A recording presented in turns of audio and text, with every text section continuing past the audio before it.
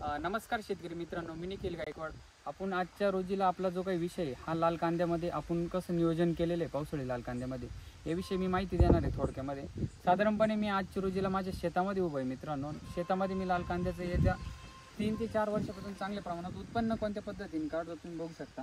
आज हे जे काही आपण लाल कांदे लागवड केलेली आहे, साधारणपणे नाशिक जिल्ह्यामध्ये लाल कांद्याची लागवड चांगल्या प्रमाणात होती, जेणेकरून मी आज चांदोड तालुक्यामध्ये हे आपलं शेत आहे मित्रांनो, या ठिकाणी आपण लागवड केलेली आहे. पावसाळ्यामध्ये लाल कांदा घेणं खूप रिस्की आहे. त्याच्यामध्ये आपल्याला साधारणपणे रिस्क घेऊन आपण हा लाल कांदा पिकवला जातो.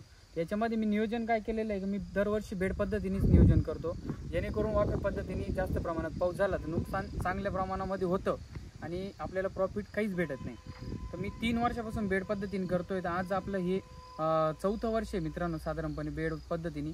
तर ते सक्सेस चांगल्या प्रमाणामध्ये तुम्ही आज बघू शकता का मी ज्या प्लॉटमध्ये उभं आहे आपण याला रेनपाईप आथरलेले. आता रेनपाईपवर कांदे येते की नाही हा पण भरपूर शेतकऱ्यांचा विषय होता. रेनपाईपवर कांदे येतात मित्रांनो, पण साधारणपणे त्यांची लागवड आपल्याला चांगल्या प्रमाणामध्ये लवकरात लवकर केली पाहिजे. आजच्या रोजीला ह्या प्लॉटमध्ये मी साधारणपणे उभं आहे. हे कांदे आपले साधारणपणे झालेले आहे मित्रांनो, 50 दिवसाचा प्लॉट झालेला आहे. 50 दिवसाचा हा लाल कांद्याचा प्लॉट आपण जास्त प्रमाणामध्ये उठवला नव्हता किंवा खत टाकले नव्हते. आज रोजी खत टाकलेलं आहे त्याला. या ठिकाणी याचं नियोजन काय आहे तर नियोजन आपण 3.5 फुटाचे बेड आखलेले आहे. तुम्ही 3.5 किंवा 4 फुटाचा बेड घेऊ शकता आणि बेड पद्धतीने लागवड करू शकता. त्याच्यानंतर आपण 40 mm रेन पाईप टाकलेला आहे.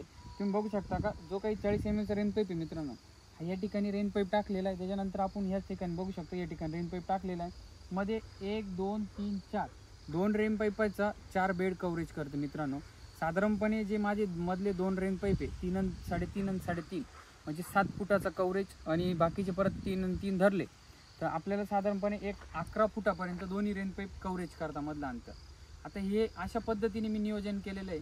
याच्यामध्ये किती प्रमाणात पाऊस झाला तर हे आपले मधले कांदे खराब होईल थोड्या प्रमाणामध्ये, पण बाकीचं पाणी निघून जाईल, आपला बेडवरला कांदा चांगल्या प्रमाणात राहील. याच्यामध्ये तुम्हाला सांगतो का आता तुम्ही बघू शकता ह्या पद्धतीने आपण आपला प्लॉट आहे हा 2 नंबरचा कांद्याचा प्लॉट आहे. 1 नंबरचा पण व्हिडिओ प्लॉटचा येईल का तो याच्यापेक्षा आर्ली प्लॉट आहे तो कशा पद्धतीने.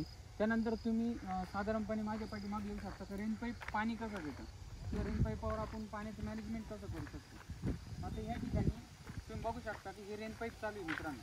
हे 40 mm रेन पाईप आहे.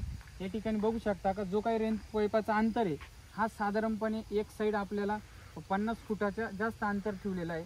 त्याच्यानंतर ज्याचं काही कव्हरेज आहे मित्रांनो हे साधारणपणे इकडं 6 फुटापर्यंत कव्हरेज भेटतं आणि त्याचं आपल्याला 6 फूट म्हणजे 12 फूट रेन पाईपामधलं अंतर आपण ठेवलेलं आहे. त्याच्यानंतर तुम्ही बघू शकता का अशा पद्धतीने हे रेन पाईपावर आता भिजवण्याचं काम चालू आहे. माझ्या पाठीमागं पूर्णपणे हा प्लॉट आपला लाईव्ह आहे, घरचा प्लॉट आहे, 50 दिवस झालेले. अशा पद्धतीने कांदा लागवड आपण बेड पद्धतीने आणि रेन पाईपावर केलेला आहे.